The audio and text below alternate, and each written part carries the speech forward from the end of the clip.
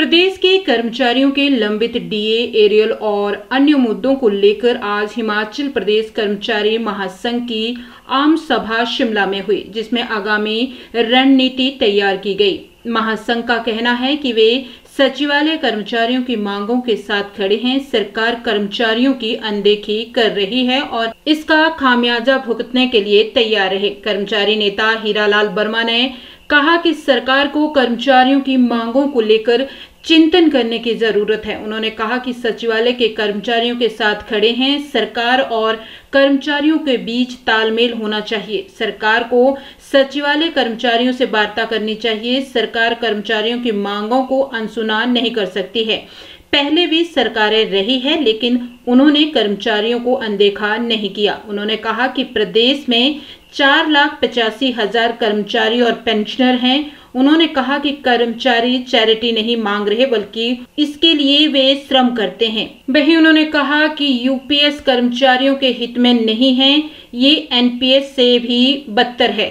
हम साफ कहना चाहेंगे, जो सचिवालय के कर्मचारी है वो पहले जो पिछला हमारा 20 में जब 20 जनवरी 2021 को गठन किया था महासंघ का, वो हमारा हिस्सा था और हमारे कंस्टिट्यूएंट है। हम उसके साथ खड़े हैं और हम ये कहना चाहेंगे उनके इशू जायज़ है। उन्होंने अपने इशू नहीं, हालांकि जो स्टेट के कर्मचारी उनके इशू उठाए हैं, हो सकता है भाषा की शैली में कोई फर्क रहा हो, पर वो मुझे लग रहा दोनों साइड रहा है। तो सरकार को दखलंदाजी करनी चाहिए, उनसे वार्ता करनी चाहिए, जो डेड लॉक है उसे तोड़ना चाहिए। अभी हम उनके साथ खड़े हैं और जो भी यहाँ कार्य करनी आएगी, जो इलेक्ट होकर के आएगी, वो आगे फैसला लगे कैसे उनके साथ खड़े होना, कैसे उनकी मदद करना है, लेकिन डेफिनेटली उनके साथ खड़े हैं।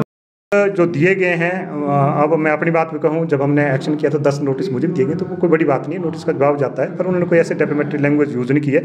जो बातें कही है, तथ्य पे कही है, हो सकता है कहीं की हो यूज़, तो उसका भी सरकार देखे कि वो उसके परिवार के सदस्य हैं और उन्हें माफ़ किया जाना चाहिए और उनके साथ वार्ता की जाए। क्या ये लड़ाई आगे ज़्यादा चलेगी डीए और उसके? ऐसा देखो, ऐसा मुझे लग रहा है सरकार और जो कर्मचारी के बीच में एक तालमेल रहना चाहिए।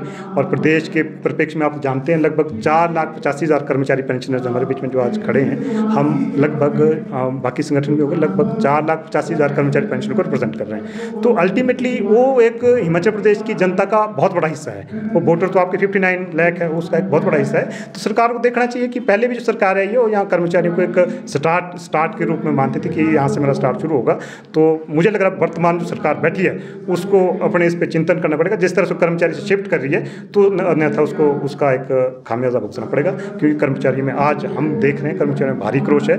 उसे कहीं ना कहीं कर्मचारियों से वार्ता करके जितने कर भी मुद्दे हैं उनको रिजॉल्व करना चाहिए। जैसे आपने यूपीएस का जो यूनिफाइड पेंशन स्कीम का कहा, यूनिफाइड पेंशन को कुछ नहीं, अर्थमेटिक है। उन्होंने उसको बस एक प्रेजेंटेशन दी है और इसमें सबसे बड़ा नुकसान है कि जो पहले कर्मचारी को कंट्रीब्यूशन वापस आता था 60%, लेकिन अब वो कुछ नहीं आएगा। अब उसको पेंशन उस प्रोपोर्शनेट में कर दिया, लेकिन वो कंट्रीब्यूशन वापस नहीं आएगा, तो बहुत बड़ा नुकसान है। तो मुझे नहीं लग रहा जो यूपीएस है वो एनपीएस से भी वर्स्ट है। तो इस करके हम इसका विरोध कर रहे हैं और हम मांग कर रहे हैं कि सभी जगह ओपीएस लागू कीजिए। और दूसरी बात कही जा रही है जो आपका सैलरी और पेंशन का है, और मुझे लग रहा है गवर्नमेंट का एक बहुत बड़ा जिम्मेदारी है, क्योंकि जो कर्मचारी, हम ऐसा तो नहीं कि चैरिटी हम मांग रहे हैं, ये तो हमने श्रम किया होता है, मेहनत की होती है, पेंशन भी कमाई होती है, सैलरी भी कमाई होती है। और गवर्नमेंट को जिम्मेदारी से आगे आना चाहिए और उसकी कोशिश रहनी चाहिए कि पहले को उसकी पेंशन और उसकी सैलरी कर्मचारी की मिलनी चाहिए।